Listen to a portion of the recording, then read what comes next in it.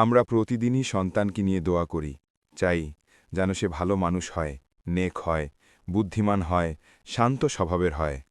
কিন্তু জানেন কি, রাসূল সাল্লাল্লাহু আলাইহি ওয়াসাল্লাম আমাদের শিখিয়েছেন, শিশুর মাথায় হাত রেখে দোয়া করলে সেই দোয়া আল্লাহ আরও বেশি কবুল করেন। আজ আপনাদের এমন একটি দোয়া বলবো, যা সন্তানকে বরকত, শান্তি, হিকমত আর সঠিক বোঝাপড়ার নূর দান করে। রাত হল রহমতের সময়। ঘুমানোর আগে শিশু অনেকটাই নির্ভর থাকে, তার মন শান্ত, হৃদয় কোমল। এই সময় বাবা মায়ের দোয়া সন্তানের ওপর রহমতের বৃষ্টি হয়ে নামে। আর যখন বাবা নিজের সন্তানের মাথায় হাত রেখে দোয়া করে, মায়ের চোখ ভিজে দোয়া করে, তখন সে দোয়া শুধু শব্দ নয়, তা হয় সন্তানের জীবনের জন্য একটি সুরক্ষা ঢাল। দোয়া, আল্লাহুম্মা ফাক্কিহু ফিদ্দিন ওয়া আল্লিমহু তাউইল। অর্থ, হে আল্লাহ, তাকে দ্বীনের গভীর জ্ঞান দিন এবং তাকে সঠিক বুঝ ও প্রজ্ঞা দান করুন।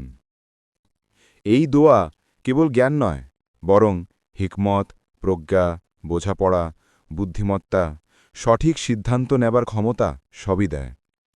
রাসূল সাল্লাল্লাহু আলাইহি ওয়াসাল্লাম আরও একটি দোয়া পড়তেন, আউযু বিকালিমাতিল্লাহি তামাতি মিন কুল্লি শৈতানিন ওয়া হাম্মাতিন ওয়া মিন কুল্লি আইনিন নামাতিন।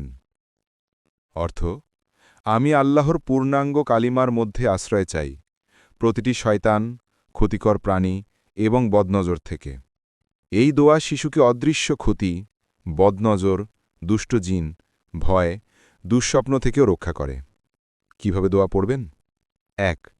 বাচ্চা যখন ঘুমানোর প্রস্তুতি নেবে, তার মাথায় আলতো করে হাত রাখবেন। ২. মমতার সাথে নাম ধরে ডাকবেন, যে আল্লাহ তোমার উপর রহমত বর্ষণ করুন। ৩. তারপর ওপরে দুটি দোয়া পড়বেন। দোয়া শেষে সন্তানের কপালে বা মাথায় আলতো চুমু দেবেন।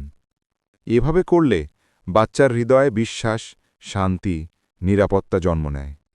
এটা শুধু দোয়া নয়, এটা একটি ভালোবাসার আধ্যাত্মিক মুহূর্ত।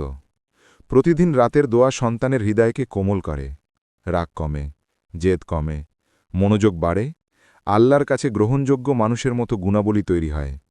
ঘরে আসে শান্তি, বাবা মায়ের প্রতি সন্তানের আনুগত্য বাড়ে, নেক চরিত্র গড়ে ওঠে।